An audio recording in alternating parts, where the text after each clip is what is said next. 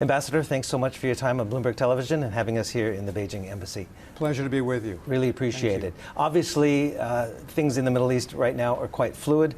You were there with Chuck Schumer and the other U.S. lawmakers who were here last week, where Mr. Schumer basically urged Beijing to use its influence with Iran, perhaps to de-escalate the Middle East and the Gaza war. Have you been happy with the level of response from Beijing, and what else would you like to see from Beijing?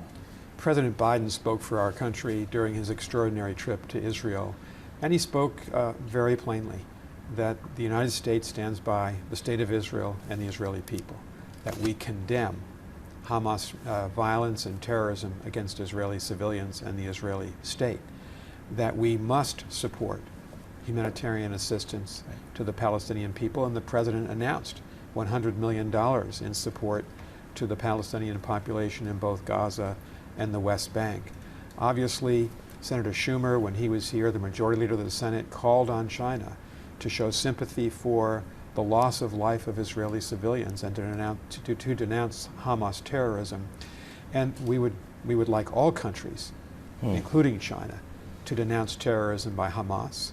And obviously would like all countries to support the Palestinian people, as the United States has done with this very sizable announcement of $100 million in support of the Palestinian humanitarian needs. But in the framework of U.S.-China relations, do you see this as an opportunity to improve relations between Washington and Beijing, or does it create further challenges?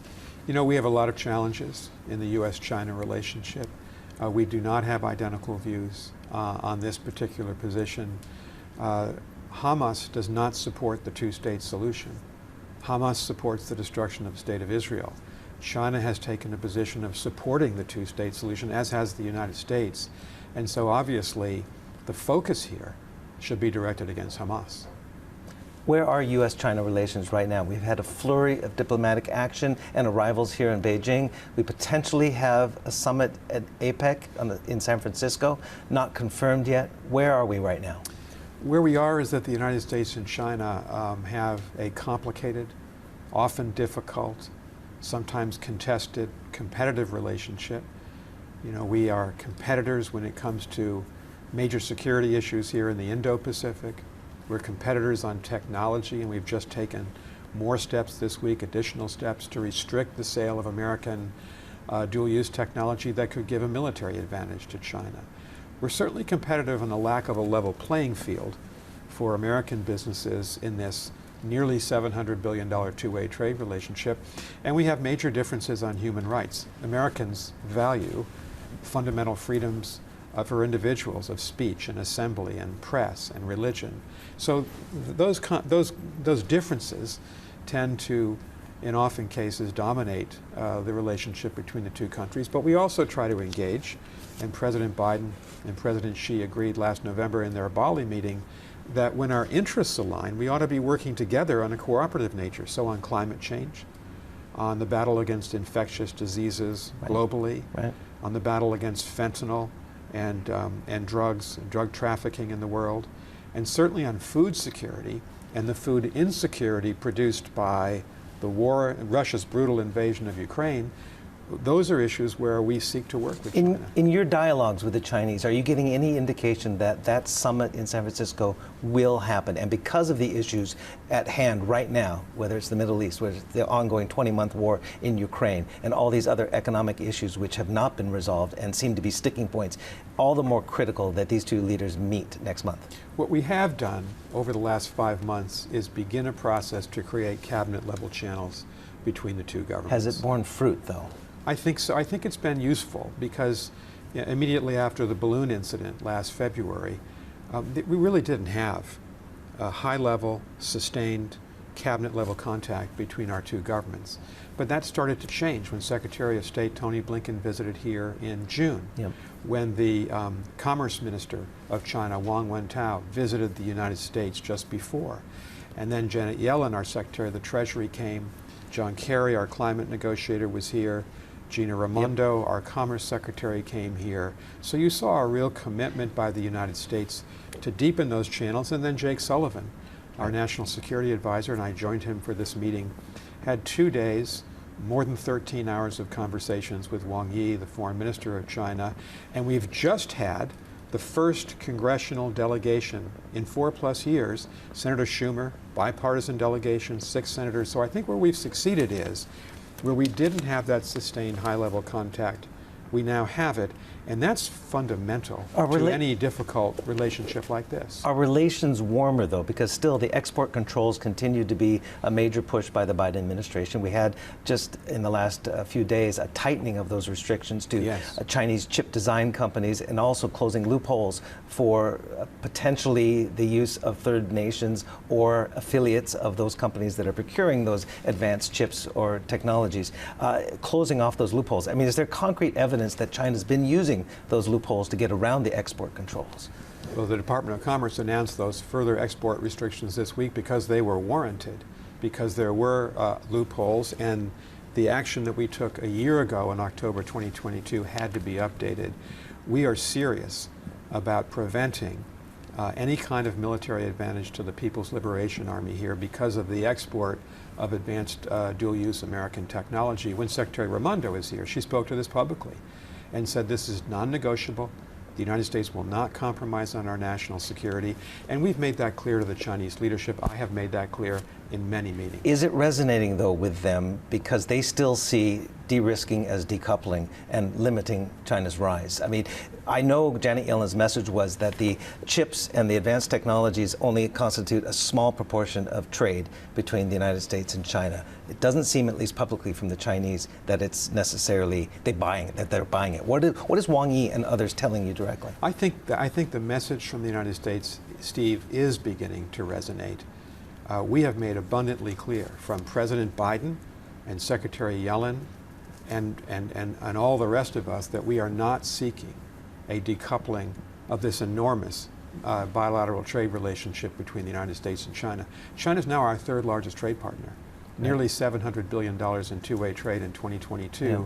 And we have thousands of American companies operating here. We have nearly 1 million American jobs depending on trade with China. So we intend to continue with a major trade relationship with China. But we have said, and this is the small yard, high fence, the de-risking strategy, that we are not going to permit the sale of advanced semiconductors, AI chips, into China that could be used for military advantage by the PLA. That is a very important exception to this, but it only constitutes, as Secretary Raimondo said, about 1% of that $700 billion in two-way trade. So I think we've been able to make progress here in helping the authorities to understand we want to continue a broad-based economic relationship. There will be an exception. And by the way, Steve, the Chinese also restrict the sale of certain technologies to the United States. They also restrict Chinese outbound investment into the American economy. So de-risking is happening by both sides. I mean, it's the right policy for the United States. Is there enough wiggle room? Has the Biden administration built in enough wiggle room to give some concessions to improve the relationship if there is a summit in San Francisco, whether it is the Trump-era tariffs or it doesn't look like they're backing off on any of the export controls? We're not in the business of granting concessions. That's not part of what we are seeking to do in this relationship. We are two powers that are competing in many ways, economically, militarily, technologically. We've had a series of high-level meetings, and I think there'll be other Chinese ministers traveling to Washington in the coming months for high-level meetings. We need this kind of interaction, but the United States is not going to fundamentally make concessions just to have meetings. Do you see an escalation in activity, military to military, perhaps incursions, encounters in the waters above the South China Sea? I know the Pentagon has just released some previously classified photos and videos of some very close encounters with PLA aircraft. Do you feel that this is perhaps a strategy coming from Beijing, a new strategy as a provocation? Do you see that? Do you see it? Our militaries are operating in very close proximity to each other in the Spratlys and Paracels in the South China Sea, in the Senkaku Islands of the East China Sea and the Taiwan Strait. We have long believed that we need better and deeper military-to-military channels so that if there is an incident or a misunderstanding, we can deconflict. And the Pentagon did announce this week, and you saw the press conference from Admiral Aquilino and Assistant Secretary of State Eli Ratner, that we think the Chinese have been engaged in dangerous encounters with our aircraft in international airspace. And we think that should stop. And that's a message that we've been giving to the Chinese leadership at a very high level. This week they've had the Belt and Road Initiative, the Belt and Road Forum. Obviously Vladimir Putin is here, wanted by the International Criminal Court for alleged war crimes. What do you think? Would you agree with the likes of the EU's Dombrovskis, who essentially says this is reputational damage for China to be associated, as the two gentlemen talk about finding an antithesis to the U.S.-led world order? I don't think this relationship between China and Russia has done China much good. For instance, in Europe, where there's been a profound reaction against, and in the United States, of course, against Vladimir Putin's illegal, barbaric war in Ukraine. We warned the Chinese 9 months ago publicly, as well as privately, that they should not provide lethal military assistance to Russia for the war in Ukraine. We don't believe they've done that, but we're watching that very carefully. And as you know, we've sanctioned some individual Chinese companies that we believe have contravened U.S. law on the sale of technology to Russia. So it's an important issue, but you've seen the reaction. Both NATO and the European Union are now terming China a systemic rival, in large part, I would say, because of their support for Russia in this illegal war. The U.S. also sanctioned China's top general, Li Shangfu. He has gone missing. Do you have any intel as far as where he is or what his position is? I have nothing to offer you on that If he has issue. been sidelined, does this offer the United States an opportunity to perhaps engage with another individual who is not sanctioned, and that mill-to-mill dialogue, which is critical, can resume? Are you optimistic?